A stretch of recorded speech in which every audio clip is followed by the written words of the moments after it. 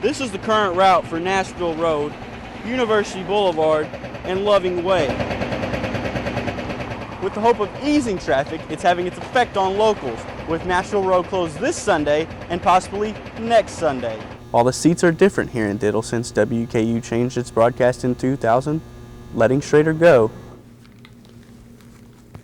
West found a new seat in 2008 as host of pre- and post-game call-in shows for WKU.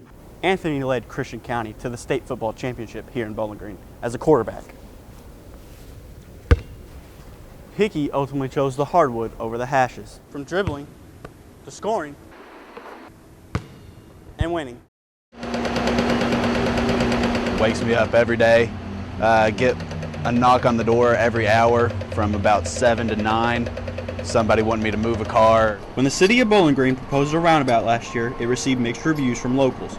With workers roaming the streets and construction in progress, residents are frustrated. Blocked off my driveway and didn't tell me, so I just came home one day and I didn't have a driveway.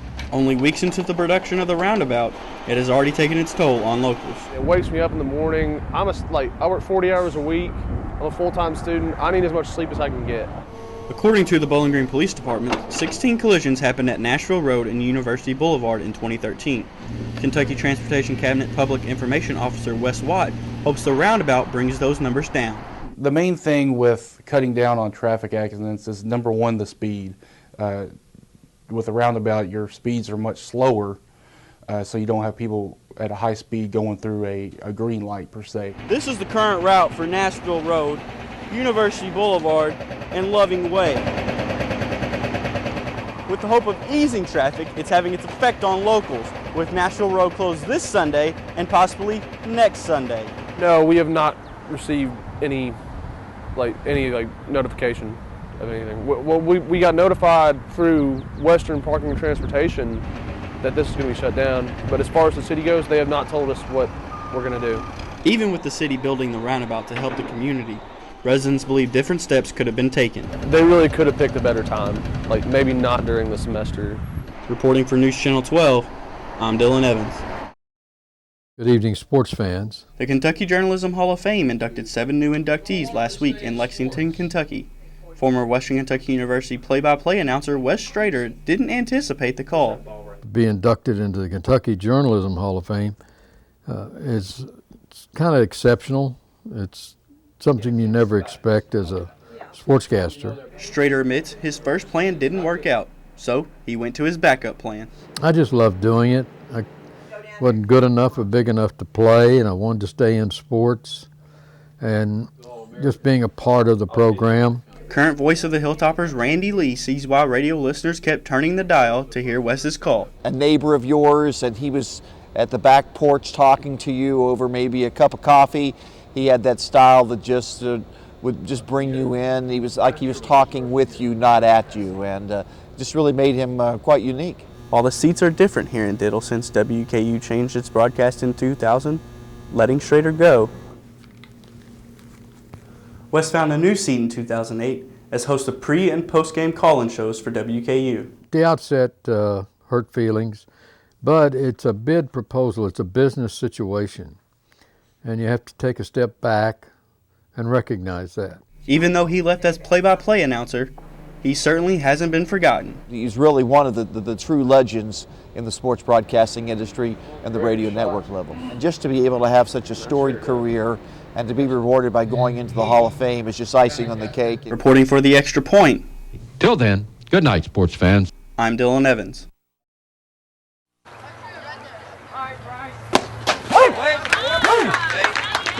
With spring taking full effect, Little League Baseball is sprinting out of the batter's box for summer baseball. It's not only the kids who enjoy the game, but the adults as well. Gives me the ability to give something back a little bit of what I enjoy back to the kids. That way they can have the same enjoyments that I had when I was a child. While Montgomery does it for that, head coach and father Chris Deglow wants to teach kids fundamentals and possibly throw them a curveball in the form of life lessons. That it's not just about them. I mean, there's responsibility. Every play you have to have something to do to help your teammates out. It's integral that they understand that it's not, that you can't play 1 against 9. This game's confidence. It's all about confidence. If they think they can do it, they can. If they don't think they can do it, they certainly won't. They try to find one thing that the kid's doing well and try to stay positive. And you you try to give so many more positives than any negatives. Deglo attributes a strong work ethic to help the kids build on the positives that they will carry with them throughout their life. It's evident. When you're out here practicing, you're doing the right things, you're going to succeed. You're going to have fun, and that easily rolls over into any part of life. The more effort you put into it, the more you're going to achieve. Reporting for News Channel 12, I'm Dylan Evans. Major changes are being made involving age requirements for preschoolers in Kentucky. There is now a fifth option for low-performing schools in Kentucky. The Kentucky Senate passed a bill to allow low-performing schools to convert to charter schools. Currently in the state of Kentucky, there are only 6 cities with a fairness ordinance. Reporter Adam Mayer reached out to one local group to define what a fairness ordinance is and what it would mean if Bowling Green were to pass one. Dylan, I'm just wondering how the team is responding to the situation. The team is responding just fine. They took on the Oklahoma City Thunder last night in the semifinals of the Western Conference. They led steadily throughout the game, leading by 20, and they ended the game winning by 20. So they're not worried about that situation. Gas taxes remain the same in Kentucky, at least for now. WKU students find ways to speak their minds on the internet. Reporter Frank Vespi takes a look on one Twitter account that has its share of controversy. Nissan is recalling almost 990,000 vehicles in the U.S. because of a malfunction with the airbags. Thank you, Daniel. After the break, we will have Andrew back in the studio to give a final look at our weather. Warren Central may be looking at an update to their athletic fields here soon. A bid to bring a new extra-long artificial turf to their high school is one of 2 options under review by the Warren County Public School Board of Education.